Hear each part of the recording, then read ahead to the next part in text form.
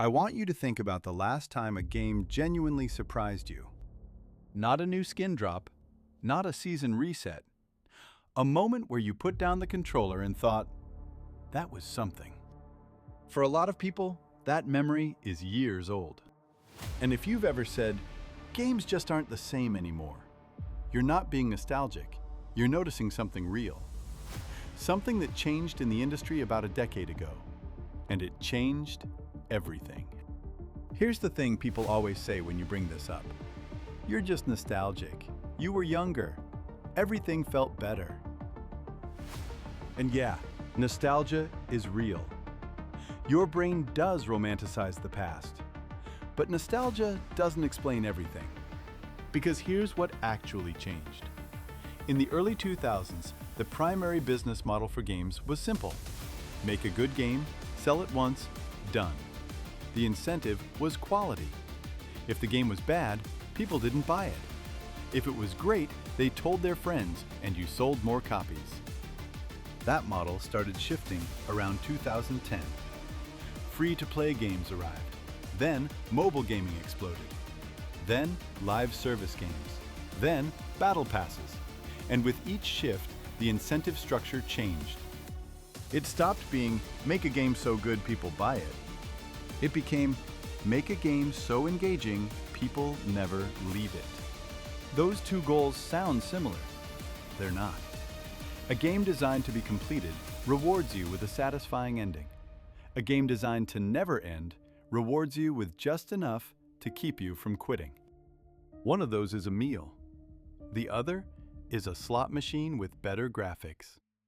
Let me get specific, because this isn't just a vibe. There are concrete design decisions that shifted. First, intrinsic versus extrinsic motivation. Older games were built around intrinsic rewards. You got better at the game. You solved a puzzle. You discovered a secret area. The reward was the experience itself, the feeling of mastery, curiosity, exploration. Modern games layer on extrinsic rewards constantly.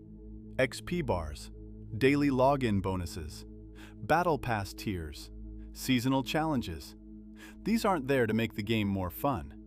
They're there to give your brain external reasons to keep playing, even when the game itself isn't actually fun anymore. Psychologists call this the overjustification effect. When you add external rewards to something people already enjoy, they start doing it for the reward, not the enjoyment. And when the rewards slow down or stop, so does the motivation. Second, friction removal. Old games had friction, loading screens, limited save points, difficulty spikes. That friction actually served a purpose. It created natural stopping points and made the victories feel earned.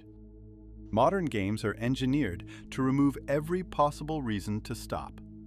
Instant respawns, autosave every 30 seconds, matchmaking that keeps you in lobbies without returning to a menu. The game never lets you surface long enough to decide to quit. Third, the completion problem. Most classic games could be finished. You reached an ending. That ending gave you closure. A psychological signal that this chapter is done, you can move on. Live service games don't have endings by design. The season ends and another begins immediately. There is no closure. Your brain never gets the satisfaction of completion, just the perpetual promise that something better is coming next season. Now, here's something important. This isn't a video telling you modern games are evil and you should only play old ones. Because the reason we keep playing, even games we know are manipulative, is also psychological. And it's more complicated than just, you're addicted. Games fulfill real human needs. Competence, the feeling of getting better at something. Autonomy, making choices that matter. Social connection, playing with friends, being part of a community. These are legitimate psychological needs, and games, even modern ones, meet them. The problem isn't that games meet these needs. The problem is when the game stops meeting them genuinely and starts simulating them artificially. When you're grinding the same mission for the 5th time, Not because it's fun, but because you need 15 more XP to hit the next tier. That's not competence. That's a treadmill. When your friend group all plays the same live service game, and quitting means losing the social connection, that's the game using your relationships as leverage to keep you subscribed. The need is real. The way it's being met isn't always honest. Here's the good news. Not every game made today follows this model. There's a reason games like Hollow Knight, Celeste, Hades, Disco Elysium, and Baldur's Gate 3 get talked about differently. They're built on the old model. Make something genuinely great, sell it once, let it end.